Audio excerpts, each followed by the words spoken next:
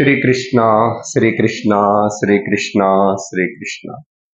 गुरुर्ब्रह्मा गुरुर्विष्णुः गुरुर्देवो महेश्वरः गुरुः साक्षात् परं ब्रह्म तस्मै श्री गुरवे नमः। तस्मै श्री गुरवे नमः।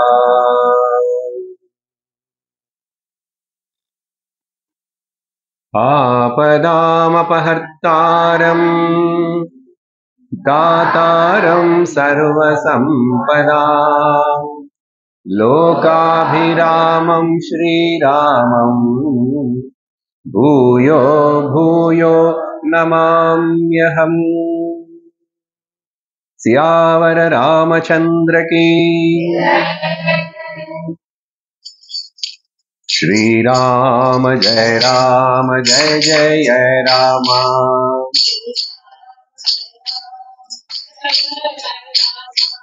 श्री राम जय जय राम।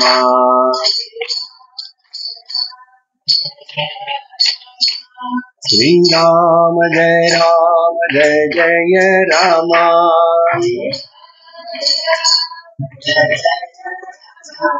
श्री राम जय जय राम।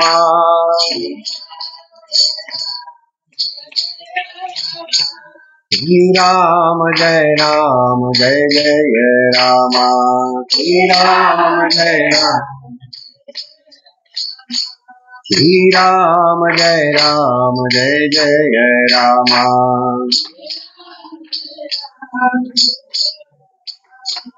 जय जय राम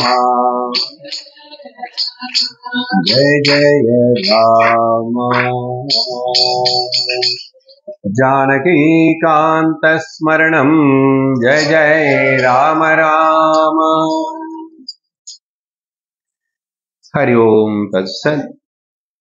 శ్రీమద్ వాల్మీకి రామాయణం నిన్నటి సత్సంగంలో మనము రాముడి యొక్క గుణములలో మొదటి గుణమైనటువంటి గుణవంతుడు గుణవాన్ అన్ని సంస్కృతంలో రాశాం, అంటే తెలుగు భాషలో, అంటే తెలుగులో అచ్చ తెలుగులో చెప్పాలంటే గుణవంతుడు. అనేక గుణములతో కూడిన వాడు, ఆ గుణములన్నిటినీ తను చక్కగా అమలు పరిచేవాడు గుణవంతుడు. అప్పుడు 4 సందర్భాలు 4 చోట్ల రామాయణంలో ఎక్కడెక్కడ ఈ సౌశీల్యాన్ని రాముడు ప్రదర్శించాడని చెప్పి మనం చూస్తూ వస్తున్నాం. దీని అర్థం ఏమిటని చెప్పాను. ఏ సమయంలో ఎప్పుడెప్పుడు ఎవరెవరితోటి మనకు సంపర్కం ఏర్పడినా కూడా వాళ్ళలో ఉన్న మంచిని చూడాలి, వాళ్ళలో ఉన్న లోపాలను చూడకూడదు. అలాగే స్నేహితం, వాళ్ళని మనం ఒకసారి మన మిత్రులుగా ఒప్పుకున్నాం అని చూసామంటే వాళ్ళని ఇంకా మనం ఏ సందర్భంలో అయినా అట్లా చూడాలి. ఇంకా వాళ్ళ యొక్క స్టేటస్ ఏంటి, వాళ్ళ చదువు ఏమిటి, ఇట్లాంటివి భేదాలు చూడకుండా, అంటే ఒక మాటలో చెప్పాలంటే సమముగా చూసే భావము, సమత్వ భావము. ఈ సమత్వ భావమును, సమత్వం అంటే ఏంటి, అతడు రాముడు క్షత్రియుడే, అతని యొక్క గుణాలు, అతడు జాతి క్షత్రియుడు, అట్లాగే జాతి కర్మ క్షత్రియుడు. కానీ దాంతో పాటుగా ఎన్ని మంచి గుణాలను పెట్టుకున్నాడు చూడండి. సహజంగా మీరు పొద్దున విన్న సత్సంగంలో అవన్నీ చూస్తే బ్రాహ్మణుడికి చాలా మంచి గుణాలు ఉంటాయి, మ్యాక్సిమం అని విన్నాం కదా. కానీ అక్కడ క్షత్రియ జాతి క్షత్రియుడైనా కూడా అనేక గుణాలను తన దగ్గర పెట్టుకొని లోకంలో అందరూ ఇష్టపడేట్టుగా ఉన్నాడు. ఎప్పుడైతే మన మనస్సు మంచిదవుతుందో మనకు లోకమంతా మంచిగా కనపడుతుంది. ఎప్పుడైతే మన మాట మంచిగా ఉంటుందో లోకంలో అందరికీ మనం మంచి వాళ్ళలా కనిపిస్తాం. అందుకని మనస్సు, మాట ఈ రెండు చాలా ముఖ్యం. ఉదాహరణకి భారతంలో నుంచి ఒక చిన్న ఇది చెప్పి మనం తర్వాత ఈ విషయానికి వస్తున్నాం. అక్కడ ఒకసారి ధర్మరాజుని, దుర్యోధనుడిని ఇద్దరిని పిలిచాడు శ్రీకృష్ణుడు. ఏదో సందర్భంలో, యుద్ధానికి ముందు ఇదంతా పిలిచి ఇద్దరితోటి చెప్పాడు, మీరు లోకంలోకి వెళ్ళి అక్కడక్కడ అట్లా చూసి కొన్ని చోట్ల ఎంతమంది మంచి వాళ్ళు ఉన్నారు, ఎంతమంది చెడ్డవాళ్ళు ఉన్నారు, అప్పుడు కొంచెంసేపు 1 గంట వెళ్ళిరండి. అట్లా నీ కళ్ళకు, నీ దృష్టికి ఎంతమంది మంచివాడుగా కనపడతారు, ఎంతమంది చెడ్డవాడుగా కనపడతారు, ఇద్దరిని పంపించాడు. పంపిస్తే దుర్యోధనుడు వచ్చాడు ఆ గంట తర్వాత. వచ్చి చెప్పు అంటే, నాకు ఒక్క మంచివాడు కూడా కనిపించలేదు లోపల అన్నాడు. తర్వాత ధర్మరాజు వచ్చాడు. ధర్మరాజుని అడిగాడు, నీ యొక్క క్యాలిక్యులేషన్ ఏంటంటే, నాకు ఒక్క చెడ్డవాడు కనిపించలేదు లోకంలో అన్నాడు. డిఫరెన్స్ ఇద్దరికి చూసారా? ఇది దుర్యోధనుడు, ధర్మరాజు. ఇది అధర్మం, దుర్యోధనుడు, ధర్మం. అప్పుడు మన మనస్సు మంచిగా ఉన్నప్పుడు మనకు లోకమంతా మంచిగా కనపడుతుంది.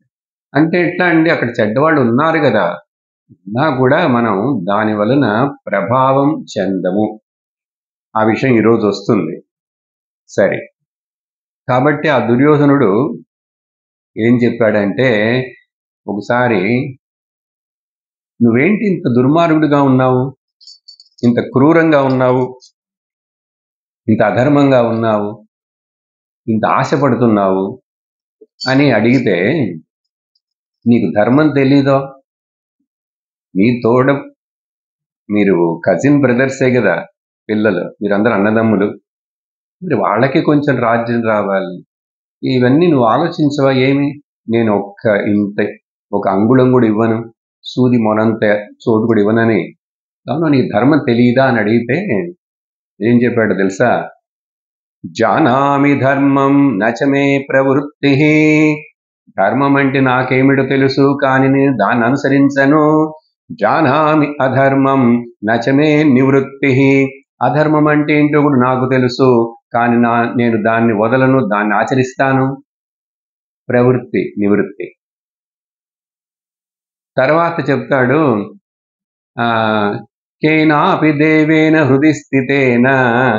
అసలు నా హృదయంలో ఎవరో ఒక దేవతో, ఒక శక్తి ఏదో కూర్చొని ఉన్నది, అది ఎట్లా నడిస్తే నేను నడుస్తానంటాడు. చూసారా? మనం చాలా మంది నా కర్మ ఎట్లా ఉంటే అట్లా జరుగుతుంది అంటుంటాం. ఆ బ్రహ్మదేవుడు ఏం రాశాడో అట్లా ఉంటుందంటాం. కానీ భగవద్గీతలో తర్వాత తెలుసుకుంటారు మీరు, 6వ అధ్యాయంలో కృష్ణుడు చెప్తాడు, అట్లా చెప్పకూడదు, నాదేముంది అంత ఈశ్వరుడు అని చెప్పి ప్రయత్నం చేయకుండా కూర్చోకూడదు. అక్కడే కూర్చోకూడదు. నువ్వు ప్రయత్నం చెయ్యి, నేను నీకు సపోర్ట్ చేస్తాను. ఉద్ధరేదాత్మనాత్మానం ఆత్మానమవసాదయేత్ ఆత్మైవ హ్యాత్మనో బంధు ఆత్మైవ రిపురాత్మనః అని 6వ అధ్యాయంలో వచ్చి ఈ శ్లోకం చాలా ముఖ్యం. దీన్ని ఇంకొక రోజు ఎప్పుడో వింటారు, చాలా సేపు వినాలి. సింపుల్గా దాని అర్థం ఏంటంటే, నిన్ను నువ్వే ఉద్ధరించుకోవాలి. నిన్ను నువ్వే ఉద్ధరించుకుంటే నీకు నువ్వే స్నేహితుడవు. నిన్ను నీవు ఉద్ధరించుకోకపోతే నీకు నీవే శత్రుడవు. Lift yourself by yourself. Never degrade yourself by yourself. If you lift yourself by yourself, you are the friend to you. If you don't do that, you are enemy to you. అర్థమైందనుకుంటా. కాబట్టి మనం అట్లా ఉండకూడదు, రాముడిలాగా ఉండాలి, ధర్మరాజులాగా. సరే, శబరి ఆశ్రమానికి వచ్చాం మనందరం కదా. నేను అక్కడ బస చేశాం. వింటుంటేనే మనం అక్కడ ఆ శబరి ఆశ్రమం మాతంగ వనమే, ఆ అడవి, ఆ తోటంతా పేరు ఆయన ఆశ్రమం చుట్టూ. పక్కనే ఋష్యమూక పర్వతం, పంపా నది. శబరి గురించి చెప్పాను. చివరిలో ఆమె యొక్క గురువు అయినటువంటి ఆ మతంగ ఋషి గురువు మీద భక్తి చూడండి ఎంత ఉందో. ఎప్పుడు ఆయన చెప్పాడు, చాలా సంవత్సరాల తర్వాత ఆవిడకి అసలు ఇంకా బాగా వయస్సు అయిపోయింది. అయినా కూడా రాముడు వస్తాడు, ఒకరోజు రాముడు వస్తాడు. ఎందుకంటే మా గురువు గారు చెప్పారు, తప్పకుండా వస్తాడు. గురువు మాట మీద అంత భక్తి, శ్రద్ధ, నమ్మకం. అట్లా రోజు ఏ రోజు వస్తాడో తెలియదుగా. అందుకని ప్రతిరోజు ఆ దోవంతా చిమ్మిపెట్టి మంచి మంచి పండ్లుని వెళ్ళి తీసుకొచ్చి వేరే అది పెడుతుంది అక్కడ మంచివి. పెడితే ఆ రోజు రాలేదా, ఇంక మరలా మరుసటి రోజు ఇంకా సరేలే ఎప్పుడో వచ్చినప్పుడు చూసుకుందాం అని లేదు, మళ్ళీ మరుసటి రోజు. ఇట్లా అనేక సంవత్సరాలు రాముడి కోసం పండ్లు పెట్టి ఇట్లా వాకిట్లా ఎదురు చూస్తూ ఉంటుంది అక్కడ. ఒకరోజు రామలక్ష్మణులు ఇద్దరూ ఆ బాణముతోటి అంబుపురితోటి లోపల ప్రవేశించారు. తనకు ఒకటే ఆనందం. రాముడి దగ్గరికి వచ్చిన తర్వాత ఇద్దరు ఇక వాళ్ళతోటి మాట్లాడుతుంది, నమస్కరిస్తుంది. వాళ్ళు కూడా ఈవిడ చాలా వృద్ధురాలు కదా, పెద్దది కదా, వాళ్ళు కూడా నమస్కరించి కూర్చోబెట్టి ఆతిథ్యం ఇచ్చి ఇంకా వాళ్ళకి పాదసేవ చేసి చాలా దూరం చెప్పులు లేకుండా ఈ అడవిలో నడిచి వస్తున్నారు. మీరు ఎన్ని సంవత్సరాలుగా ఈ అడవిలో తిరుగుతున్నారేమో, ఈ రోజు మా గురువు గారు చెప్పినటువంటి ఆ మాట సత్యమైంది అని చెప్పి ఏం చెప్తున్నదంటే శబరి, అద్య ప్రాప్త తపస్సిద్ధి, ఈ రోజే నా తపస్సు సిద్ధించింది. తవ సందర్శనాయ, మీ యొక్క దర్శనం చేత. అద్యమే సఫలం జన్మ, ఈరోజు నా జన్మ సార్థకమైంది. ఎందుకంటే గురువశ్చ సుపూజిత, నేను నా గురువుని ఇన్ని సంవత్సరాలుగా పూజించి ఆయనకి సేవ చేశానే, ఆ సేవ యొక్క ఫలము ఈ జన్మలో నాకు నీ దర్శనముతోటి సాఫల్యం అయిపోయిందని చెప్పి చక్కటి సంభాషణ జరుగుతుంది వాళ్ళు రామలక్ష్మణులకి, శబరికి. ఇంకా తర్వాత కథలో మీకు తెలుసు, పండ్లు పెట్టింది కదా రాముడికి ఇవ్వటానికి. పండు చూసేసి కొంచెం కొరికి, ఇంత రుచిగా ఉందో లేదో, చేదుగా ఉందా, పండిందా లేదా అని కొరికి ఇస్తే రాముడు ఆనందంగా తీసుకొని తిన్నాడు. ఆవిడ వనవాసికి చెందిన స్త్రీ, బీదరాలు, ఏమి చూడలేదు. అందుకని సమత్వం. భగవద్గీతలో భగవంతుడు అది కూడా చెప్పాడు. యోగా అంటే ఏంటో తెలుసా అని చెప్పి ఒక చోట, సమత్వం యోగ ఉచ్యతే అర్జున.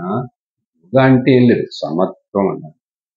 నేను ఇక్కడ క్యాంప్కి వచ్చిన తర్వాత ప్రతిరోజు మీరు చేస్తున్నటువంటి రకరకాల కార్యక్రమాలు, అధ్యయనము, గీతా పారాయణము, ఇట్లాంటి చేస్తున్నారు కదా, యోగా, నేను ఒక్కొక్క దాన్ని ఒక్కొక్క నిమిషం క్లిప్పుగా పెట్టి వేస్తున్నా. ఒక్కొక్క రోజు ఏదో ఒకటి వేస్తే యూట్యూబ్లో వాటన్నిటికీ ఏం పదాన్ని జోడించానో తెలుసా? అధ్యయన యోగా, గీతాపారాయణ యోగా, పొద్దున కూడా చేసేది హఠ యోగా, భజన యోగా, అన్ని యోగానే. అంటే యోగా అంటే అర్థం ఏంటి?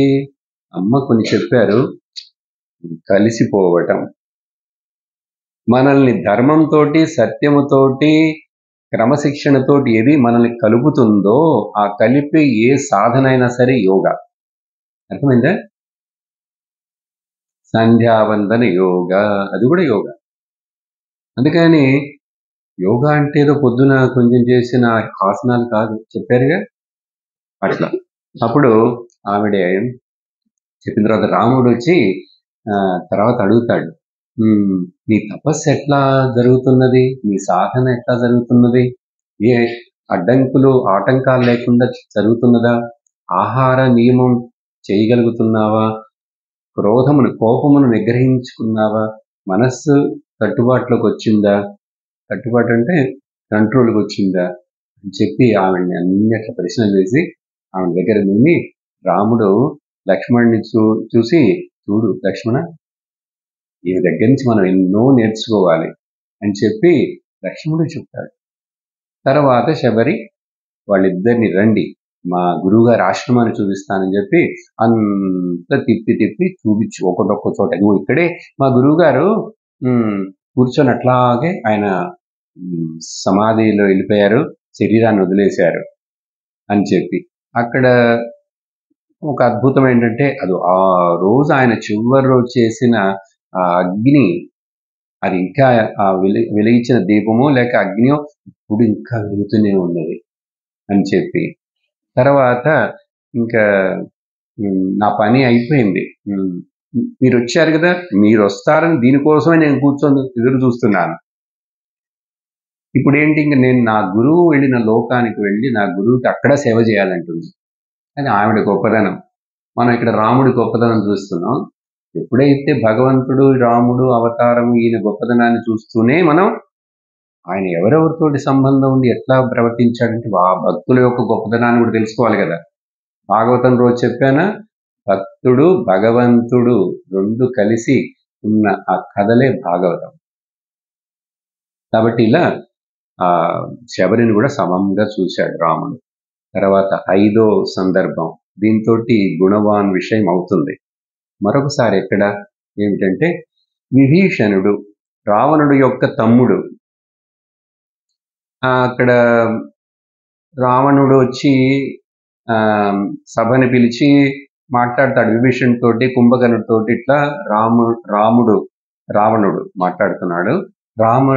వానరులందరితోటి సముద్రం దాటి ఇక్కడికి మన మీద యుద్ధం చేయడానికి వచ్చాడు. మనం ఏమి చెయ్యాలి, ప్లాన్ అంతా అడుగుతూ అన్ని చెప్తుంటే విభీషణుడు మంచి సలహా ఇచ్చాడు. అన్నయ్య, నువ్వు చేసింది చాలా తప్పు. పర వ్యక్తి యొక్క భార్యను నువ్వు అట్లా తీసుకొచ్చేసి నీ రాజ్యంలో ఇక్కడ ఇట్లా బంధించి పెట్టావే, ఇది పెద్ద పాపం, అధర్మం. అందుకని నీకు ప్రాణం రక్షించుకోవాలని ఆశ ఉంటే నువ్వు ఆ సీత అమ్మవారిని తిరిగి రాముడికి ఇచ్చేయి అని చెప్పి చక్కటి సలహా ఇచ్చాడు. లేకపోతే నువ్వే కాదు, ఈ రాక్షస ఈ వంశం అంతా నాశనం అయిపోతుంది అని చెప్తే చాలా చక్కగా చెప్పాడు నమస్కరించి అన్నయ్యకి. రావణుడికి బాగా భయంకర కోపం వచ్చింది. నువ్వు ఆ తమ్ముడివి, నాకు ఇట్లాంటి సలహాలు ఇస్తావు, నువ్వు శత్రువుల పక్కన ఉండి మాట్లాడతావు, రాముడు ఎంత గొప్పవాడు నీకు తెలీదు, అతడు ఇక్కడికి వచ్చాడంటే మనం అందరం నాశనం అయిపోతాం, ఒక్కళ్ళు మిగలరు, ఇట్లా చెప్తావా నువ్వు అని చెప్పి విభీషణుడిని తిట్టాడు. విభీషణుడిని రావణుడు అన్న తిట్టడమే కాదు, రావణుడి యొక్క కొడుకైనటువంటి ఇంద్రజిత్తు కూడా అనేక దూషణమైనటువంటి మాటలు మాట్లాడి, బాబాయే కదా మరి అట్లా మాట్లాడచ్చ పెద్దవాడి దగ్గర. మరి ఇంద్రజిత్తుడికి ఎంత శక్తి ఉంది, ఎన్నో వాడి దగ్గర అస్త్రాలున్నాయి, శస్త్రాలున్నాయి, మాయలు చేస్తాడు. కానీ ఈ పెద్దవాడు ఆయన చెప్పింది తప్పు రైట్ అనేది కాదు, ముందు పెద్దవాడికి నువ్వు గౌరవం ఇవ్వాలి లేదా, వయసులో పెద్దవాళ్ళకి గౌరవం ఇవ్వాలి, అది గుర్తుపెట్టుకోండి. అందుకని నువ్వు అట్లా గౌరవం లేకుండా మాట్లాడి చాలా నువ్వు ఇక్కడ ఉండటానికే అసలు సబబు కాదు, నువ్వు ఈ రాజ్యాన్ని వదిలి వెళ్ళిపోవాలని చెప్పి రావణుడు కూడా అట్లా కోపం వచ్చినప్పుడు అసలు నిన్ను చంపేయాల్సింది నేను, కానీ అది చెయ్యను, నువ్వు ఇక్కడి నుంచి వెళ్ళిపో అని చెప్తే అప్పుడు విభీషణుడు అప్పుడే ఇది చాలా మంచి దండన అనుకున్నాడు, మంచి దండన. ఎందుకంటే రాముడితో స్నేహం చేయబోతున్నాడు. వెంటనే అక్కడే నిర్ణయించుకుని విభీషణుడు నలుగురు వేరే సహచరులు, వాళ్ళు రాక్షసులతోటే అట్లా ఆకాశంలోకి ఎగిరిపోయి, వాళ్ళందరికీ ఆకాశంలో ఎగిరే శక్తి ఉంది, వానరులాగానే ఎగిరిపోయి ఆకాశంలో వెళ్ళాడు. అట్లా వెళ్ళేటప్పుడు వాల్మీకి గారు ఏం రాస్తారంటే అక్కడ లంకాదేవి యొక్క లక్ష్మి మొత్తం పోతున్నది అన్నాడు. ఎందుకంటే ఇంకా మంచి చెప్పేవాడు ఇక్కడ లంకలో వేరే ఎవరు లేరు. రావణుడికి లంకలో సత్సంగం విభీషణుడు,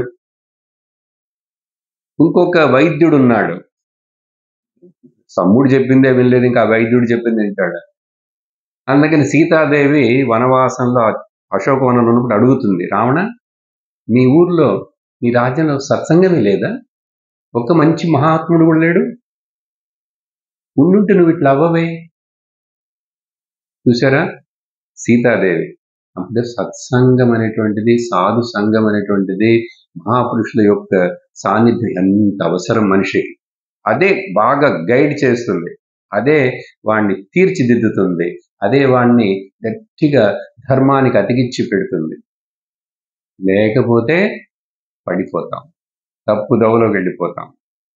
అందుకని విభీషణుడు కథ ఏమైన తర్వాత దీంట్లో ముఖ్యమైనది ఏంటి, సరే ఆకాశం నుంచి వచ్చారు, కిందకి దిగలే, ఇంకా అక్కడ కొంచెం ఆకాశంలో నుండి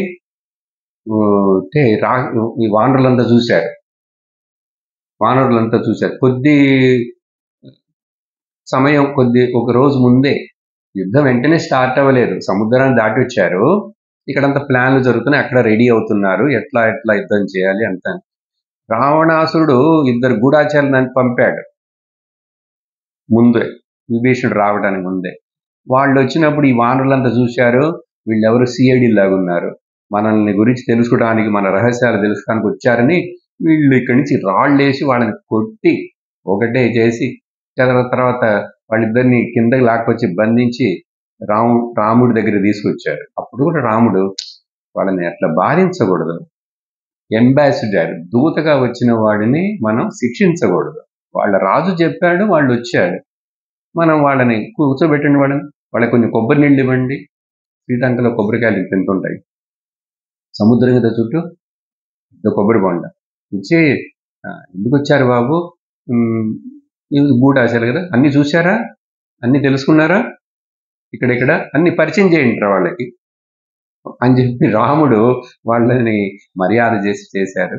వాళ్ళని కొట్టద్దు, చంపకూడదన్నారు. సరే, ఆ తర్వాత వీళ్ళు వచ్చింది, ఇప్పుడు వానరులు అనుకున్నారు, ఇదో మళ్ళీ ఇంకో బ్యాచ్ వచ్చింది అనుకున్నారు విభీషణుడు. కానీ విభీషణుడు చూస్తే కిరీటంతో గదతోటి వచ్చాడు, చూడటానికి చాలా తేజస్గా. పరమ భాగవతుడు విభీషణుడు లంకలో అక్కడొక్కడే.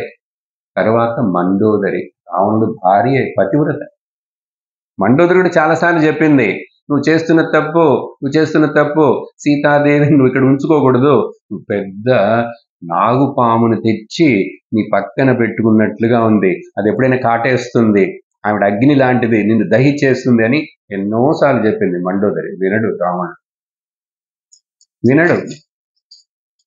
ఇంకేం చేస్తారు మరి వినని వాళ్ళని.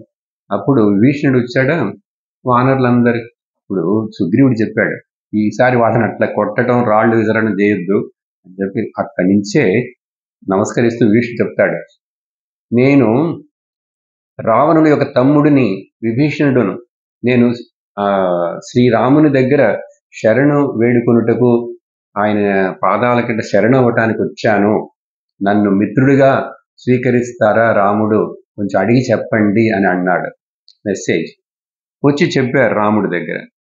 వచ్చి చెప్తే రాముడు వచ్చింది ఎవరని అంతా విన్నాడు. వెంటనే రాముడు పిలవండి, తీసుకురండి అని చెప్పకుండా ఏం చేశాడంటే, మీరందరూ మీటింగ్ పెట్టాడు. నిన్న రాత్రి మీరందరూ మీటింగ్ పెట్టుకున్నట్టు అక్కడ కూర్చొని సుగ్రీవుడు, జాంబవంతుడు, హనుమంతుడు, అంగదుడు, ఇలా ముఖ్యమైన వాళ్ళందరూ కూర్చొని అడిగాడు, మీ అభిప్రాయం ఏంటి? చూడు, రాముడు తన డెసిషన్ తీసుకొని వెంటనే తను చెప్తే ఎవరు కాదంటారు, కానీ అందరి అభిప్రాయం ఎప్పుడు అట్లా ఉండాలి. ఒక గ్రూపు అంటే కమిటీ, ట్రస్ట్ అంటారు కదా, అందరి అభిప్రాయాలు ముందు చెప్పాలి, ఆ తర్వాత దీనిలో ఏది మంచిది, ఏది చెడు, ఏది చేయాలి, ఏది అనుకోవాలి. కానీ నేను చెప్పిందే కరెక్ట్, మీరందరూ ఇది చేసేయండి పోండి అని చెప్పకూడదు. లీడర్ ఎప్పుడు అట్లా చెప్పకూడదు, అందరి యొక్క సలహా తీసుకోవాలి, సంప్రదించాలి, ఆవిడ లీడర్. అప్పుడు రాముడు అందరిని అడుగుతుంటే ఒక్కొక్కళ్ళు ఏం చెప్పారంటే, ఒక్కొక్కడు ఒక్కొక్క విధంగా చెప్పారు. ఏంటంటే, విభీషణుడిని మనం మన పక్కన చేర్చుకోకూడదు. కారణం ఏంటి? 4-5 చెప్పారు. ఏం చెప్తున్నారంటే, అతడు రాక్షసుడు కాబట్టి మన పక్క వద్దు, ఇంకోటి రావణుడి యొక్క తమ్ముడు, అందువల్ల వద్దు. ఎందుకంటే మనం రావణుడి మీద యుద్ధం చేయడానికి వచ్చాం, సీతామ్మవారిని తీసుకెళ్ళిన అతడు. ఇంకొకటి, అసలు ఇటువైపు వచ్చాడంటే ఏదో లోపల గుడుపుటాన్ని మనసులో ఏదో పెట్టుకొని కూర్చుంటాడు, బయటికి తెలీదు, అందుకని నమ్మకూడదు, డేంజరస్ అన్నాడు. ఇట్లా అందరూ చెప్పారు. చివరికి రాముడు హనుమంతుడిని అడిగాడు, నువ్వేమంటావు, నీ అభిప్రాయం ఏంటంటే, హనుమంతుడు కూడా కొన్ని చెప్పాడు విషయాలు, అన్ని చెప్పి వాళ్ళందరూ చెప్పిన దానికంటే కొంచెం వేరుగా చెప్పి చివరికి రామ నిర్ణయం నీది, నేను చెప్పవలసింది చెప్పాను అన్నాడు. సేవకుడు చూసారా, నేను చెప్పవలసింది చెప్పాను, నువ్వు నిర్ణయించు అని చెప్పి హనుమంతుడు. అప్పుడు రాముడు ఆలోచించి ఒప్పుకున్నాడు. అతన్ని మన మిత్రుడిగా మనలో చేర్చుకోవటానికి నాకు ఎటువంటి అభ్యంతరం లేదు. ఎందువల్ల లేదు అంటే, అక్కడ ఒక ముఖ్యమైన శ్లోకం వస్తుంది, చాలా ప్రసిద్ధం. ఏంటంటే, సకృదేవ ప్రపన్నాయ తవాస్మీతి చ యాచతే అభయం సర్వభూతేభ్యః దదామ్యేతత్ వ్రతం మమ. ఎవరైనా ఒక్కసారి వచ్చి నేను నీవాడను అన్నాడంటే ఇంకా అతన్ని రక్షించి అతనికి ఆదరించి అభయం ఇచ్చేటువంటిది నా గుణం. It is my response. ఒక్కసారి నేను నీకు చెందిన వాడను, తవాస్మి ఇతి చ యాచతి అని చెప్పి, నేను నీకు చెందిన వాడనంటే ఒక్కసారి అంటే సకృదేవ అభయం, అతని ఇంకా అన్ని పక్కల నుంచి ఏ ఆపదలో నుంచి అయినా సరే, ఎటువంటి సమయంలో అయినా సరే, సర్వభూతేభ్యః అతడికి అభయం నేను ఇస్తాను, రక్షిస్తాను, దదామి, ఇది నా వ్రతం, వ్రతం మమ అని చెప్పి ఆ చక్కటి ఒక శ్లోకం చెప్పి ఆ తర్వాత విభీషణుని ఇటు పక్క చేర్చుకున్నారు. విభీషణుడు ఇంకా అన్ని చెప్పాడు, మనసులో ఏం పెట్టుకోకుండా. అక్కడ రావణుడి యొక్క శక్తి ఏంటి, ఆ మంత్రులు, ఆ బలవంతులు ఎంతెంతమంది ఉన్నారు, ఎవరెవరికి ఏంటి అన్నీ చెప్పేశాడు. ఎందుకంటే ఇక్కడికి వచ్చిన తర్వాత ఇంకా మనసులో ఏం పెట్టుకోలేదు, పూర్తిగా శరణాగతి అయిపోయాడు. అందుకని దీన్ని వైష్ణవ సంప్రదాయంలో ఈ కథ విభీషణ శరణాగతి అనేటువంటిది ఒక ముఖ్యమైన ఘట్టం. భాగవతం చెప్పేటువంటి భాగవతులు చాలా చోట్ల ఈ శ్లోకాన్ని, ఈ సందర్భాన్ని ఎంతో ముఖ్యత్వం ఇచ్చి మాట్లాడతారు. ఏంటది? విభీషణ శరణాగతి. చెప్పండి, విభీషణ శరణాగతి. అందుకనే ముఖ్యమైన భక్తుల యొక్క పేర్లు చెప్పి ఆ శ్లోకంలో విభీషణుడి పేరు కూడా ఉంది. ప్రహ్లాద, నారద, పరాశర, పుండరీక, వ్యాసాంబరీష, శుక, శౌనక, భీష్మ అండ్ కింద లైన్లో విభీషణ పేరు కూడా వస్తుంది. ముఖ్యమైన భక్తులు. సరే, ఇంకా మరేమైంది? రాముడి యొక్క గుణాన్ని మాట్లాడుతున్నాం. అప్పుడు ఇతడు శత్రువుల పక్క నుంచి వచ్చాడే చూడు, అక్కడ వేటగాడు, గుహుడు, బోయేవాడు, తర్వాత సుగ్రీవుడు వానరుడు, ఆ శబరి ఏమో వనవాసి స్త్రీ, ఇప్పుడు రాక్షసుడితో కూడా స్నేహం. ఇంకా అదే కాదు, విభీషణుడి యొక్క గుణాలన్నీ తెలుసుకున్నాడు. ఇతడు చాలా భాగవత ఉత్తముడు అని తెలుసుకున్నాడు, సత్వగుణ సంపన్నుడు అని తెలుసుకున్నాడు. రాముడు కొంచెంసేపట్లోనే వాగ్దానం చేశాడు. ఏంటి చేశాడు?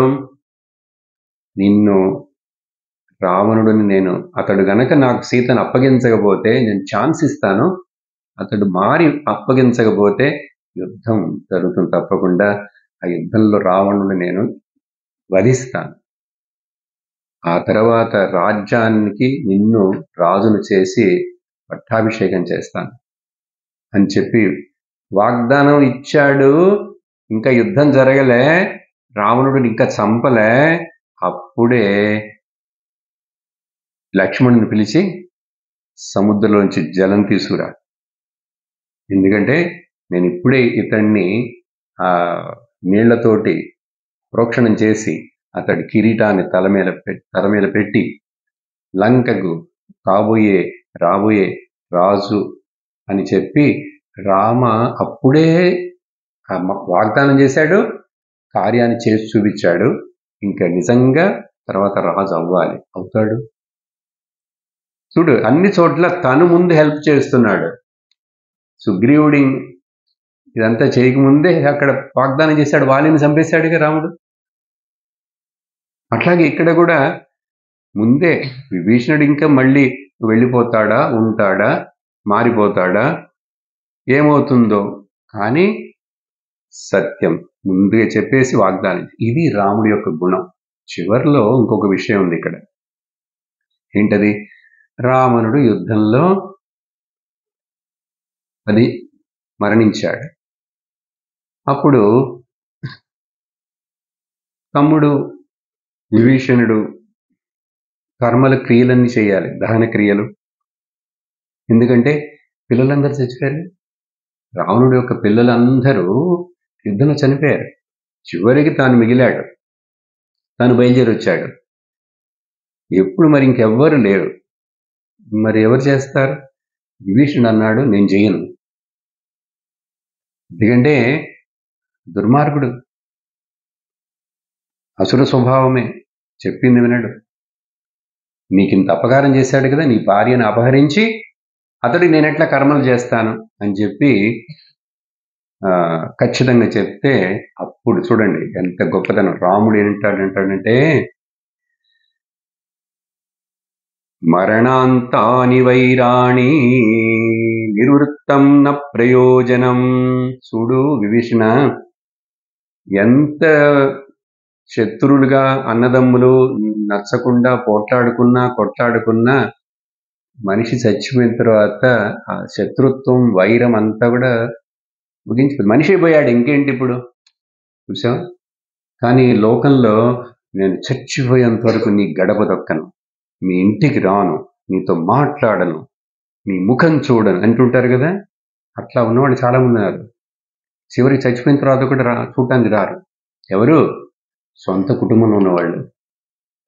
నువ్వు డబ్బులు, ఆస్తి నాకు ఇవ్వకుండా పోయాడు, నా పేరుతో రాయమంటని తండ్రి తల్లులను కూడా ఇట్లా భావించే వాళ్ళు ఉన్నారు లోకంలో. ఏం చెప్తున్నారు స్వామినమ్మ? డబ్బులు ఎప్పుడు ముఖ్యమైతే మనిషి అసురుడైపోతాడు. అసుర అంటే అర్థం ఏం చెప్పారు? అసుసు రమంతే ఇది అసురాహ. అప్పుడు రాముడు చెప్పిన శ్లోకం మరణాంతాని వైరాణి నివృత్తం న ప్రయోజనం. అది ఆ తర్వాత ఇంకా శత్రుత్వం, చచ్చిపోయాడండి, వాడి మీద నాకు కోపం అంట. ఇంకేంటిరా కోపం, వాడే పోయాడు కానీ ఇంకా నాకు కోపం అతడంటే. ఎంత మూర్ఖత్వం అట్లా మాట్లాడటం. నా ప్రయోజనం. ఇంకా నువ్వు ఇప్పుడు వైరం, శత్రుత్వం పెట్టుకొని, కోపం పెట్టుకొని ఇంకేం చేస్తావు? అందుకని ఏం చెప్తున్నాడు రాముడు? క్రియతామస్య సంస్కారః మమాప్యేక్ష యథాతవ. నువ్వు మీ అన్నయ్య రావణుడికి సంస్కారాలు చేయాలని చెప్పి రాముడు చెప్పి విభీషణుడి చేత రావణునికి సంస్కారాలు చేయిస్తాడు. అది మాత్రమే కాదు, అక్కడ విషయం ఏంటంటే ఎప్పుడు నిన్ను నేను నా తమ్ముడుగా స్వీకరించానో, చూడండి రాముడి యొక్క గొప్పదనం.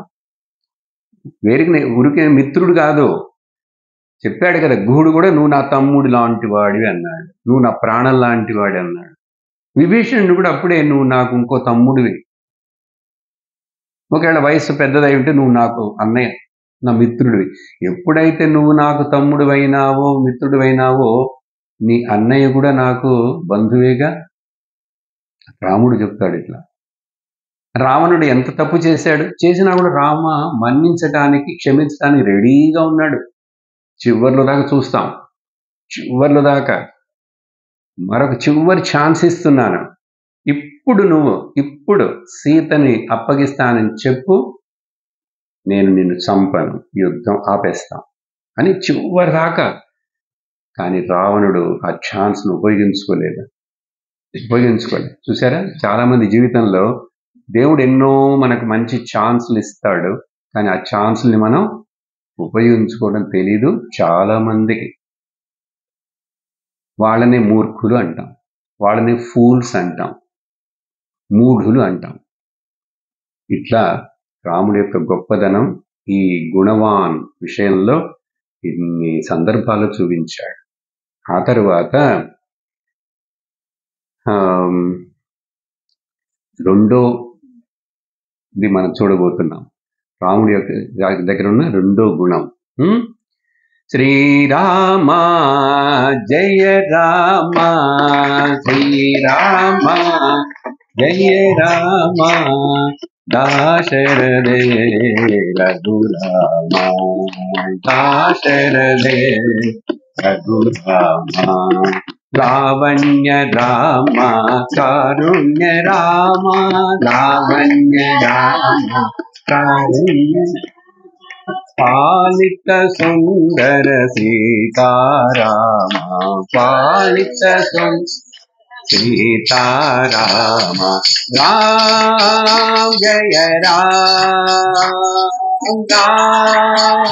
జయ రామ, శ్రీరామ జయ రామ, శ్రీరామ జయ రామ, శ్రీరామ జయ రామ, జయ జయ రామ, శ్రీరామ జయ రామ, జయ జయ రామ, శ్రీరామ జయ రామ, శ్రీరామ జయ రామ, దాశరథే రఘురామ, దాశరథే రఘురామ, దాశరథే రఘురామ, దాశరథే రఘురామ. సియావర రామచంద్రకి. రెండో గుణం వీర్యవాన్. సహజంగా వీర్యవాన్ అంటే బలవంతుడు, శక్తివంతుడు అని కూడా చెప్పచ్చు. కానీ ఈ పదం వీర్యం అనే పదం చక్కటి వేరే లోతైన అర్థాన్ని ఇస్తుంది. ఆ గుణవంతుడైనటువంటి గుణవాన్ని ఈ వీర్యవాన్ అనేటువంటి గుణం కాపాడుతుంది. అన్ని గుణాలతోటి ఉన్నటువంటి ఆ గుణవంతుణ్ణి ఈ వీర్యవాన్ అనే గుణం అతన్ని రక్షిస్తూ ఉంటుంది. అది ఎట్లాగండి? గుణం అనేది ఏంటి? ఏదైనా కావలిదారుడుగా కాపలా కాసేటువంటి పోలీసే ఏంటి రక్షిస్తుందంట? విషయం ఏనండి. దీంట్లో అర్థం ఏముందంటే,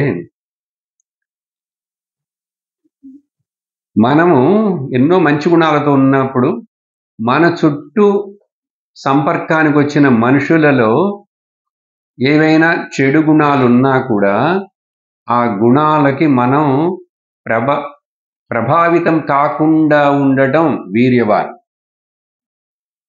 The ability to not get changed by any outside people or the situations. జాగ్రత్తగా వినాలి, ఇది చాలా ముఖ్యం. దీన్ని ఇంగ్లీష్లో చెప్పాలంటే అన్పొల్యూటెడ్. పొల్యూటెడ్ అనే వార్త తెలుసు కదా, కలుషితం, వాతావరణ కలుషితం. ఇవన్నీ మాట్లాడదాం కదా. నీళ్లు కలుషితం అయిపోయినాయి, గాలి కలుషితం అయిపోయింది అంటారు కదా, వాతావరణ కలుషితం. అది ఇప్పుడు పెద్ద ప్రాబ్లం కదా లోకంలో. అట్లాగే ఇక్కడ సైకిక్ పొల్యూషన్ ఏమంటారు? మానసిక పొల్యూషన్కి తెలుగులో ఏం చెప్తారు? మంచి పదం చెప్పండి. కాలుషితం, మానసిక కాలుషితం. ఇది చాలా డేంజర్. ఎందుకంటే ఇప్పుడు రీసెర్చ్ సైన్స్ ఏం చెప్తున్నదంటే, ఇక్కడ ఉన్న 100 మంది 10 మంది 100 మంది 1000 మంది మనుషులు అందరు చెడునే ఆలోచిస్తున్నారనుకో, ఆ ఆలోచన కూడా అంతరిక్షంలో, ఆకాశంలో ఒక శక్తిగా, ఒక వేవ్గా వెళ్తుంది. ఇప్పుడు ఆవిడ ఎక్కడో టీవీలో అక్కడెక్కడో ఢిల్లీలో మాట్లాడితే ఛానల్లో, అది ఆకాశంలో ప్రసరించే కదా వస్తున్నది. కానీ మధ్యలో ఏదో శాటిలైట్ అన్నాడు, ఇక్కడ ట్రాన్స్మిటర్ అన్నాడు, అక్కడేమో బ్రాడ్కాస్ట్ అవుతున్నది, ఇక్కడ ట్రాన్స్మిట్ మనకి రిసీవ్ చేసుకుంటున్నాం కదా. అంటే అప్పుడు అది ఎక్కడి నుంచి? ఆకాశంలో పైనుంచి వచ్చింది.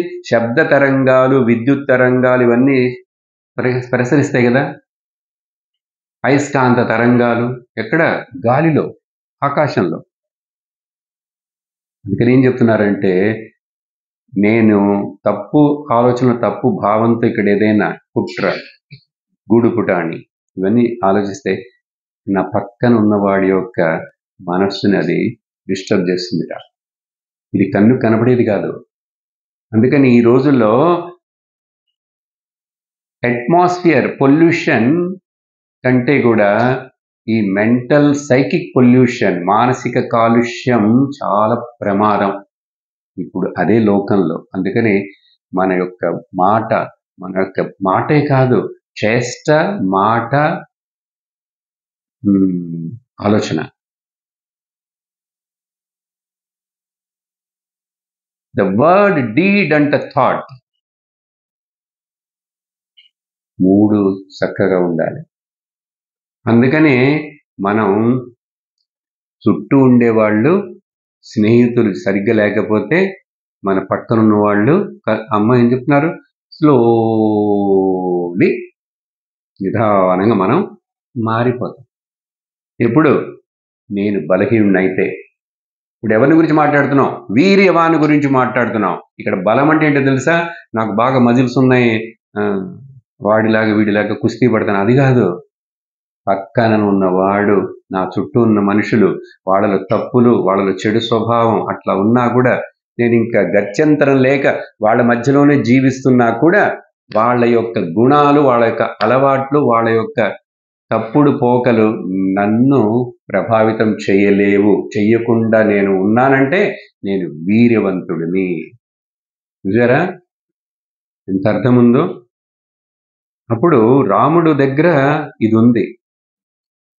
తను ఎప్పుడు అట్లా శుభ్రంగానే ఉంటాడు, శుద్ధిగానే ఉంటాడు వాడి మనసు. ఎవరు వచ్చి మాట్లాడినాను, ఎవరు చేంజ్ చేసినాను, చెప్తున్నాను, మాట్లాడి వింటాను, కానీ నేను మారను. నా చుట్టూ ఎవరో సినిమా పాటలు పెట్టారు, మైక్ పెట్టారు, నేనేం చేస్తాను మరి? నాకు ఆ చెవుల్లో వినపడతాయి కదా అవి. ఈ రైళ్లలో వెళుతున్నప్పుడు ఇవంతా మీకు విద్యారంగంలో అంత ప్రాబ్లమ్స్ అవి ఉండవు. రాత్రి 10-11:30 అయిపోతుంది, ఇంకా సెల్ ఫోన్ పెట్టి పాటలు పెట్టి మ్యూజిక్ పెట్టుకుంటారు, లేకపోతే మాట్లాడుతూనే ఉంటారు. మనల్ని పడుకోనీరు, వాళ్ళు పడుకోరు, నిశాచరులాగా. రాత్రి తొందరగా పడుకోకుండా మేలుకుండేవాడు ఎవడో తెలుసా? రాక్షసులు, నిశాచరులు అంటారు వాళ్ళని. ఈ రోజుల్లో అందరు అదే, రాత్రి 12 వరకు రోడ్ల మీద తిరుగుతూ చాట్ మసాలాలు తింటూ రోడ్డు సైడ్లో అనేక పెట్టారు కదా. రోడ్డున ఎక్కడ పట్టినా ఉంటాయి. తిండికి టైం లేదు, పడుకునేందుకు ఒక వ్యవస్థ లేదు. ఇలా ఒక సమయము, వ్యవస్థ, ఒక నియమం లేకుండా ఎప్పుడైనా ఎక్కడైనా ఏదైనా తిను, ఎప్పుడైనా ఎంతకాలమైనా ఎప్పుడైనా పడుకో. వాళ్ళని అసురులు అంటారు, రాక్షసులు, నిశాచరులు. ఇక్కడ కానీ రాముడు అట్లా కలుషితం కాడు, చుట్టూ ఉండే ప్రభావానికి, వాళ్ళ మాటలకి. ఇది ఈ వీర్యవాన్లో ఉన్నటువంటి ముఖ్యమైన. ఇంకొకటి ఏంటంటే, కలుషితం అవ్వలేదు కానీ నేను డిస్టర్బ్ అవుతున్నానండి, నా వల్ల కాలేదు, అట్లా కూడా పట్ట రాముడు. తాను కలుషితం అవ్వడు, అన్పొల్యూటెడ్. 2 అన్డిస్టర్బ్డ్. అంటే ఏంటంటే ధైర్యంగా కరేజియస్గా అట్లానే ఉంటాడు. 2 విషయాలు కలిసి, ఈ కాలుష్యము కాకుండటము, ధైర్యముగా ఉండటము, ఈ 2 కలిసి వీర్యవాన్ అనే గుణం. వినాలి, ఇక్కడ వినాలి. అప్పుడు ఇది ఎక్కడెక్కడ రాముడు చూపించాడు లాంటిదంటే, దీంట్లో మళ్ళీ 2-3 విషయాలు వినాలి. ఏంటది? మొదట శివధనుస్సు విశ్వామిత్రుడికి సహాయం అక్కడ ఆ రాక్షసులు యజ్ఞాన్ని నష్టపరుచుంటే అక్కడ వెళ్ళి అంతా చేసిన తర్వాత విశ్వామిత్రుడే ఈ చిన్న పిల్లలైనటువంటి రాముడికి అప్పుడు 14 ఏళ్ళు, చిన్నపిల్ల 16 కూడా రాలేదు. తర్వాత అక్కడి నుంచి జనకపురి, మిథిలా నగరాన్ని తీసుకెళ్ళాడు. విశ్వామిత్రుడు తెలుసు అక్కడ సీతకి స్వయంవరం జరగబోతుందని. ఊరికి చూద్దాం, ఆయన అక్కడ పెద్ద శివధనుసు పెట్టాడుట. అది చూడటానికి, దాన్ని ఎత్తి దానిలో బాణాన్ని వదలటానికి చాలా మంది అన్ని దేశాల నుంచి వస్తున్నారట. అది ఎవరైనా ఎత్తి దాన్ని తాడు కట్టి నారు కట్టి ఆ బాణాన్ని వదలగలిగితే వాళ్ళకి ఆ సీతాదేవిని ఇచ్చి పెళ్లి చేస్తానని ఆయన అనౌన్స్ చేశాడు. సీతా స్వయంవరం. అప్పుడు అంత ఆ విల్లును గురించి, ఆ ధనుస్సు శివధనుస్సు అది ఎట్లా వచ్చిందంటే జనకుడే చెప్తాడు. వశిష్ఠ అందరు వచ్చారు తర్వాత విశ్వామిత్రుడితోటి. జనకుడు సీతను గురించి చెప్పేటప్పుడు, ఈ శివధనుస్సు గురించి చెప్పేటప్పుడు నిమి అనే ఒక రాజా, ఇది భాగవతంలో వస్తుంది, నిమి చక్రవర్తి కథ. ఆయన యొక్క 6వ కొడుకైనటువంటి దేవరాత, ఆ దేవరాత అనేవాడు ఆ రాజు తపస్సు చేసి శివుడి దగ్గర నుంచి ఆ ధనుస్సును పొందాడు. అది అట్లా వంశంలో పరంపరగా చివరికి ఇప్పుడు నా దగ్గరికి వచ్చింది ఆ శివధనుస్సు. దాన్ని తీసుకురావాలంటే రామాయణంలో ఏదో లెక్కిచ్చారు. ఇన్ని 100 అడుగుల బండి మీద ఎక్కించి, ఇన్ని చక్రాలు ఉన్నటువంటి బండి మీద ఎక్కించి 500 మందో ఆ బండిని నెట్టుకుంటూ వస్తారట. అంత కష్టం, అంత బరువుట. నమ్ముతాం అది? అది శివధనుస్సు. అందుకని సాధారణంగా ఎవరు దాన్ని కదిలించలేరు, తాకలేరు, ఎత్తలేరు. అది మీరందరూ విన్న కథే. ఆ శివధనుస్సు అది ఎంతో మంది రాజులు వచ్చి అట్లా కొంచెం కూడా ఎత్తలేకపోయారు, చెమటలు పట్టిపోయి కూర్చున్నారు అని విన్నాం. ఒకటి నడుము పట్టుకుంది, ఒకటి మెడ పట్టుకుంది, ఒకటికి ఏదో అయింది, చెయ్యి పిడికింది, అన్నీ అయినాయి. మీసాలు తిప్పుకుంటూ వస్తారు మొదట, అందరు ఫెయిల్ అయినారండి. ఆ చివరికి విశ్వామిత్రుడు చెప్తాడు, రామా నువ్వు ఆ ధనుస్సుని చూడాలనుందా, దాన్ని తాకుతావా, చూడు, ట్రై చేయి అన్నాడు. చిన్న పిల్లవాడండి రాముడు, అంటే 14 ఏళ్ళు కూడా. అప్పుడు గురువుకి నమస్కరించి, మీరు అనుమతిస్తే నేను వెళ్ళి చూస్తాను దాన్ని పట్టుకొని. అందరు ఇంకెవరు చేయలే, అందరు ఫెయిల్ అయిపోయారు. అప్పుడు చివరి రాముడు వచ్చాడు, ఒక చేతితో అట్లా ఆ శివధనుస్సుని పట్టుకొని అతి సులువుగా ఎత్తేశాడు. దాన్ని వంచి ఇప్పుడు ఇది తాడు కట్టాలి. అది వంచి తాడు కట్టే లోపల ఢామ్ అని పగిలిపోయింది, విరిగిపోయింది. ఎంత శబ్దం వచ్చిందో తెలుసా? అందరికి చెవుడు వచ్చేసింది. చుట్టూ ఉన్న పక్షులు, మృగాలన్నీ పరిగెట్టుకు వెళ్ళిపోతున్నాయి. ఏంటి ఇంత భయంకరమైన శబ్దం అని. అంత శివధనుస్సు. కాన్ఫిడెన్స్ చూసారా, నమ్మకం. ఎక్కడ ఒక భయం లేకుండా, లక్ష్మణ వెళ్ళమంటావా, నువ్వు రాడా నాతోటి, నాకు భయంగా ఉంది అని. తెలియదు గురువు గారు, నేను ట్రై చేస్తాను, నువ్వు ట్రై చేస్తా. అట్లా చిరునవ్వుతో రాముడు గంభీరంగా వెళ్ళి ఆ శివధనుస్సునెత్తి అన్ని విరగొట్టాడు. తర్వాత జనకుడికి ఒకే సంతోషం, అందరు చప్పట్లు కొట్టారు. అప్పుడు సీతాదేవి మాల తీసుకొచ్చి రాముడి మెడలో వేసింది. ఆ తర్వాత పెళ్లి నిర్ణయమైంది. అందరు వచ్చారు అయోధ్య నుంచి, అక్కడే పెళ్లి చేసేసారు. ఒకడికి కాదు, 4గురికి ఒకేసారి పెళ్లి అయింది. మిగతా వాళ్ళు ఎవరు అంతా కథంతా వేరే. ఆ జనకుడు యొక్క తమ్ముడు పిల్లలు 2, తర్వాత ఇంక ఊర్మిళ, ఇట్లా 4. సరే, అప్పుడు అక్కడ ఇది ఏం తెలియజేస్తున్నది మనకు, ఎంత వీర్యవంతుడో చూడు. శక్తి, భయం లేదు, అన్డిస్టర్బ్డ్ అని చెప్పాను కదా. వీర్యవాన్ అంటే అన్పొల్యూటెడ్, అన్డిస్టర్బ్డ్. ఆ తర్వాత మరొక సన్నివేశం, ఇది ఎక్కడంటే పరశురాముడు, అమ్మ దాని గురించి కూడా చెప్పారు ఈ మధ్యలో, పేరు మాత్రం. పరశురాముడు చాలా గొప్పవాడు, బ్రాహ్మణుడు, కానీ క్షత్రియ తేజస్సుతోటి క్షత్రియులను ఒక సమయంలో వాళ్ళకి బుద్ధి చెప్పాలి, వాళ్ళని అందరినీ నాశనం చేయాలని ఆయనకి అనేక సార్లు దండ్రగొడ్డలు తీసుకొని, ఆయన ఆయుధం అదే కదా. పరశురాము దగ్గర ఏముంటుంది, పెద్దది. ఆయన అక్కడెక్కడో వస్తున్నాడని పేరు వింటేనే అందరూ వణికిపోతారు, ముఖ్యంగా రాజులు. ఆయన ఒకటి క్షమించేది ఎవరినంటే, ఇప్పుడే పెళ్లి చేసుకున్నాడంటే అతన్ని మాత్రం చంపడు. కొంతమంది రాజులు ఏం చేసేవాళ్ళుట, పరశురాముడు వస్తున్నాడు, పరశురాముడు వస్తున్నాడు, ఒక అమ్మాయిని తీసుకురండిరా అని చెప్పేవాళ్ళు. అంటే రాజులు ఎంతమందిని పెళ్లి చేసుకోవచ్చు. వెంటనే అమ్మాయిని పెట్టుకుని ఇక్కడ పూలమాలేసి ఇతను పూలమాలేసుకుంటే పరశురాముడు ఏం చేయడు, నమస్కారం పెట్టి వెళ్ళిపోతాడు. అట్లా నిజంగా జరిగింది. సరే, పరశురాముడు అప్పుడు ఇంకా ఆయన శక్తి గురించి చెప్పక్కర్లేదు. ఇక్కడ రాముడికి పెళ్ళయిందండి. బయలుదేరి 2-3 రోజులు ఉంటారు, 3 నిద్రలు చేరి అయోధ్యకి బయలుదేరి అందరు వెళ్ళాలి. అన్ని రథాలు, గుర్రాలు, సన్నాహం అంతా అయిపోయింది. అన్ని జనకుడు ఏమేమైతే అమ్మాయికి ఇవ్వాలో పుట్టింటి నుంచి అన్ని ఇచ్చాడు, అప్పగించాడు, కళ్యాణం అయిపోయి పెళ్లి అయిపోయింది, అన్నీ అయిపోయినాయి. కరెక్ట్గా బయలుదేరే ముందు ఇంటి ముందట పరశురాముడు వచ్చి నిల్చున్నాడు. తెలియజేశారు. భయపడ్డాడు జనకుడే వణికిపోయాడు. దశరథుడు ఇంకా వణికిపోతాడు. ఎందుకు వచ్చాడు ఇప్పుడు?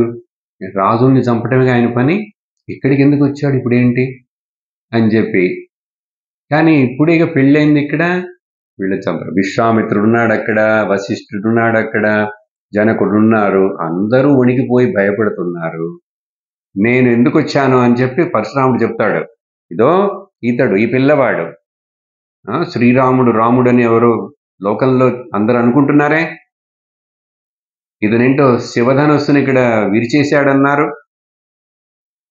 నా దగ్గర విష్ణు ధనుస్సు ఉంది. దీన్ని గనక అతడు దీన్ని కూడా విరిచేయగలిగితే, ప్రయోగించగలిగితే అప్పుడు నేను ఇతన్ని వదిలేస్తాను. అందుకని ఈ ఛాలెంజ్, ఒక పందెం వేస్తున్నాడు పరశురాముడు. మరి ఇంత పెద్ద పెద్ద వాళ్ళు వీళ్ళందరూ వణికిపోయి భయపడి ముందు దశరథుడు ఏం చెప్తాడంటే, మా అబ్బాయిని ఏం చేయొద్దబ్బా, వాడు చిన్న పిల్లవాడు, ఇప్పుడే పెళ్ళింది వాడికి, కొంచెం దయచేసి ఏం చెయ్యకు అని చెప్పి అడిగారు, వేడుకున్నారు. ఆ టైంలో రాముడు తండ్రి, దశరథ గారు తండ్రి, మామగారు అందరినీ ఎవరు ఎందుకు భయపడదు అని చెప్పి ఆ విష్ణు ధనస్సుని అడిగాడు. అడిగి తీసుకొని ఈ 2 విష్ణు ధనస్సు అండ్ శివధనస్సు, ఇవి 2 కూడా అసలు ఎవరు తయారు చేశారు, ఎప్పుడు తయారైనంటే విశ్వకర్మ, దేవతల యొక్క ఆర్కిటెక్ట్ అంటే ఇంజనీరు. వాళ్ళకి ఎక్కడైనా ఏదైనా కట్టాలంటే, ఇది కట్టాలి, చేయాలంటే అన్నిటినీ ఈయన నిర్మిస్తుంటాడు, విశ్వకర్మ. అర్థమైందా? ఆయనకి మించిన ఇంకో ఇంజనీర్ లేరెవరు లోకంలో. అది చెప్పారు. అప్పుడు రాముడు దాన్ని తీసుకున్నాడు, దాన్ని కూడా రెడీ చేసేసాడు. అది విరిగిపోలే, అది ఎక్కువ పెట్టి రెడీ చేశాడు. పరశురాముడితో ఛాలెంజ్ చేస్తున్నాడు. ఎవరు? ఆయన భార్గవ రాముడు, ఆయనకు ఒక పేరు ఉంది ఇంకోటి. ఆ పరశురాముడికి ఒక పేరు భార్గవ రాముడు, ఈయనేమో దశరథ రాముడు. ఇదో నువ్వు అన్నట్లుగా నేను ఈ విష్ణు ధనుస్సును రెడీ చేశాను. ఇప్పుడు ఈ బాణాన్ని నేను దీన్ని ఇక్కడ పెట్టుంచానా, దీన్ని వదిలి తీరాల్సిందే. ఎక్కడ వదలమంటావు? నీ మీద వదిలి నిన్ను చంపేసైనా చెప్పు, దీని యొక్క డెస్టినేషన్ ఏంటి ఇప్పుడు అన్నాడు. పరశురాముడు కూడా సరెండర్ అయిపోయి రాముడు 2 విషయాలు ఇచ్చాడు, చాయిస్ ఏంటంటే, నీ ప్రాణం తీయనా లేక నీ గతిని నేను అడ్డగించనా.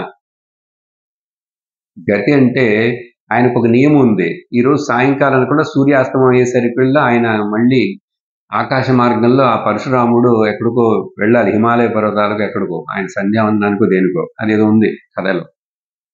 అందుకని అప్పుడు ఏమన్నాడంటే, లేకపోతే నీవు చేసిన అన్ని కార్యాలు, నీ యొక్క పుణ్యము, నీ యొక్క తపస్సు మొత్తాన్ని నేను దహించేనని అడిగాడు. 2 అడిగాడు. ప్రాణం తీయను, ఎందువల్లంటే నా గురువు గారు అన్నట్టు విశ్వామిత్రుడి యొక్క బంధు, విశ్వామిత్రుడికి పరశురాముడు బంధువు.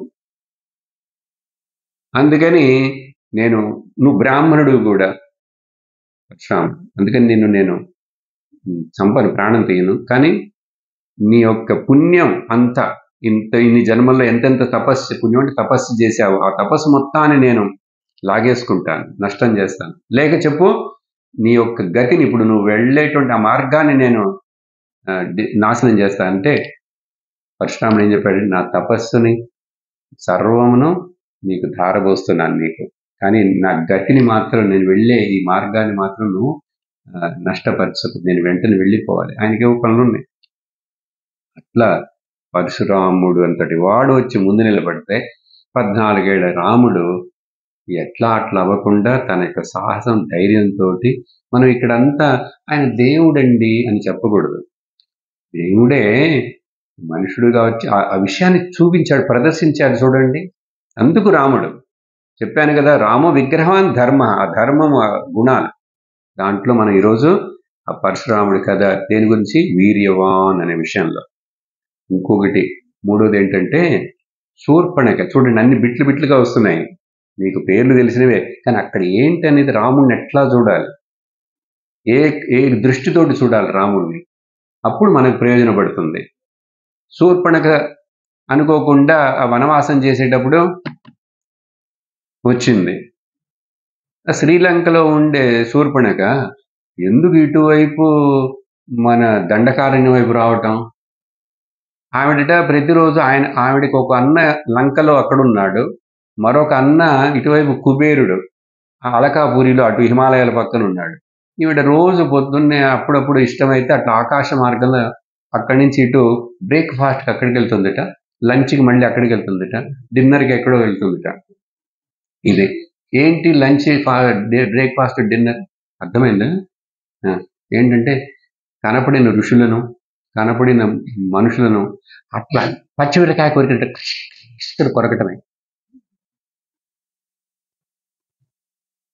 ఆవిడ ఎందుకు ఇటు వెళ్తూ దండకారణ్యంలో చూస్తే అందమైన రాముడు, లక్ష్మణుడు, సీత చూసింది, దిగింది, అక్కడ హెలికాప్టర్ దిగినట్టు దిగింది, దిగి అక్కడికి వచ్చింది. వెంటనే రాముని చూడంగానే అయ్యో ప్రేమ ప్రేమ, చాలా బాగున్నాడే, నేను పెళ్లి చేసుకోవాలి తను. ఏమ్మా ఇన్ని రోజులు పెళ్లి చేసుకోలేదా? ఎవరు పిల్లవాడిని ఇవ్వలే. ఎందుకు ఇవ్వలేదంటే పొద్దున్నే ఆ పెళ్లి కొడుకు నిన్న పెళ్లి అయితే ఈరోజు మూకుడిని వెంటనే ముందు ప్లేట్లో పెట్టుకొని తినేస్తుంది. ఎవరిస్తారు పెళ్లి కొడుకు ఎవరిస్తారు ఇట్లాంటి అమ్మాయికి?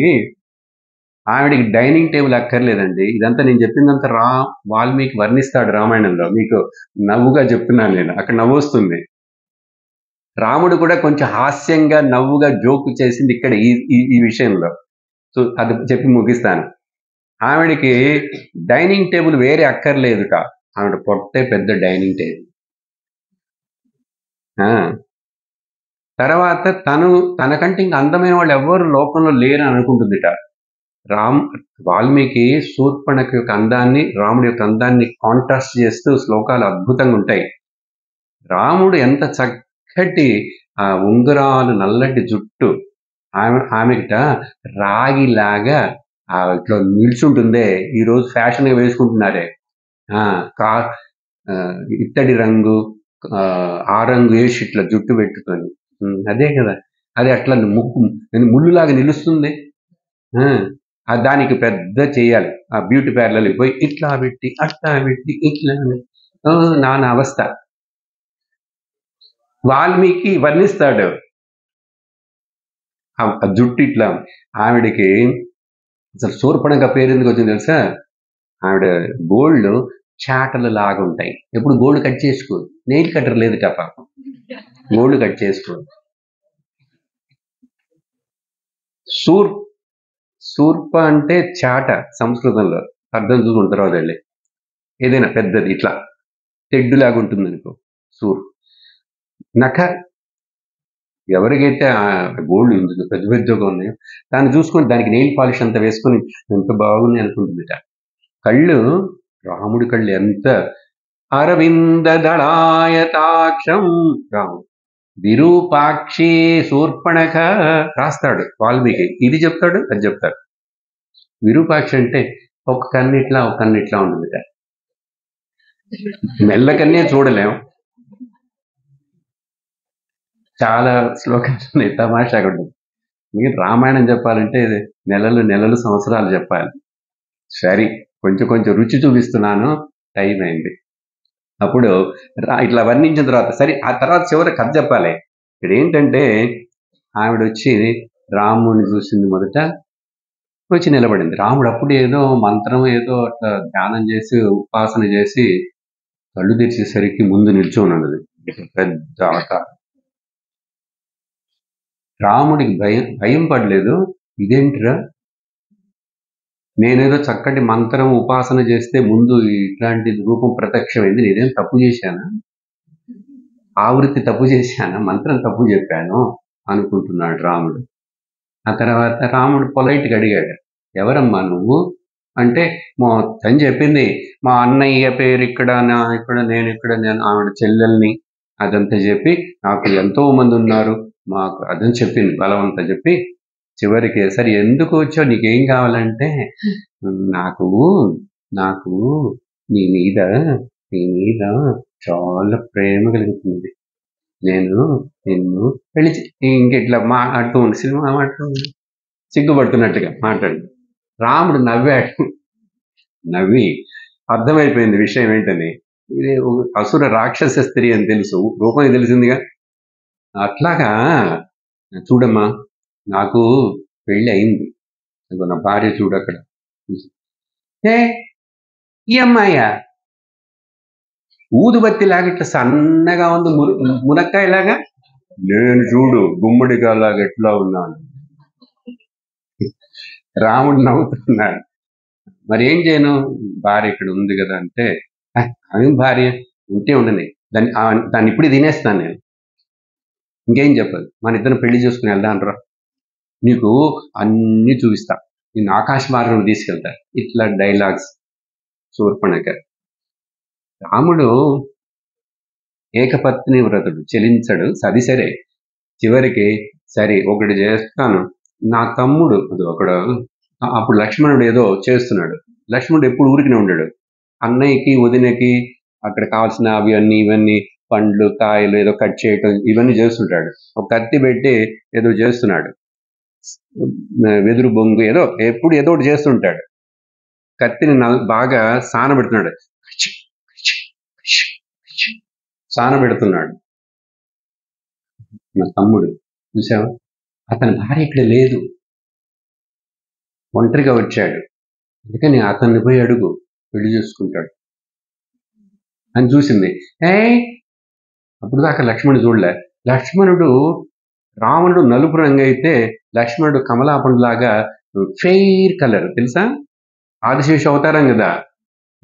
ఈయన నీలమేషాముడు అయితే ఆయన ఏమో చక్కటి ఫెయిర్ వైట్ కలర్, దగదగ దగద దగదగ దగదగ కమలాపండులాగా మెరిసిపోతుంటాడు. అప్పుడు అనుకుంది, వీడు కూడా బాగానే ఉన్నాడే లక్ష్మణుడు. అక్కడికి వెళ్ళింది. ఆ లక్ష్మణుడు అసలు చూడనే లేదు, కశ్యక్ సానబెడుతున్నాడు కత్తికి. ఒక నీడ కనపడింది అక్కడ. ఇదేంటి సడన్ గా నీడ వచ్చిందని చూస్తే ఉంది. అడిగాడు ఎవరు ఇవన్నీ చెప్పింది. మళ్ళీ కొంచెం చెప్పి, నువ్వు నిన్ను పెళ్లి చేసుకో, వెంటనే పెళ్లి చేసుకోవడమే, చూసిన వెంటనే అడగడం. అడిగితే లేదు నేను చేసుకోను, మా అన్నయ్యని అడుగు. మళ్ళీ అక్కడికి వెళ్ళింది. రాముడేమో నేను చేసుకోను, అతన్ని అడిగాను. ఇట్లా 10 సార్లు అటు తిప్పగా దానికి కోపం వచ్చింది. శూర్పణఖ కోపం వచ్చి, నన్ను ఆడిస్తున్నారు ఇట్లా, అసలు ఈ విషయం అంతా ఇది ఉండటం సీత అని చెప్పి సీత మీద దూకింది. సీతను తినేద్దామని వెళ్ళే లోపల లక్ష్మణ ఇంకా వెయిట్ చేయకూడదు అన్నాడు రాముడు. లక్ష్మణుడికి అర్థమైపోయింది. ఆ సాన పెడుతున్న కత్తి తీసుకెళ్ళి ముక్కు కట్టేసేసాడు, చెవుడు నుండి కట్టేశాడు. అయ్యో అనుకుంటూ పరిగెట్టుకుంటూ అట్లా ఆకాశం ఎగిరిపోయి వెళ్ళిపోయింది ఆ రక్తంతో. ఇంక మళ్ళీ తిరిగి చూడటం లేదు. రేపు చూస్తాం ఎక్కడ పడింది ఏమైంది అని రాముడి గురించి. ఇట్లా ఈ వీర్యవాన్లో అక్కడ రాముడు ఎట్లా ప్రవర్తించాడు బలవంతుగా, అది కాదు.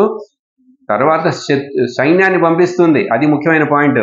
కర దూషణ ఇట్లాంటి త్రిశిర బలమైన రాక్షసుల్ని 1000 మందిని పంపిస్తుంది. అందరినీ రాముడు ఒక్కడే. ఓకే. ఓం శ్రీరామ్ జయ రామ్ జయ జయ రామ్, శ్రీరామ్ జయ రామ్ జయ Shri Ram Jaya Ram Jaya Jaya Ram Shri Ram Jaya Ram Shri Ram Jaya Ram Jaya Jaya Ram Shri Ram Jaya Ram Jaya Jaya Ram Shri Ram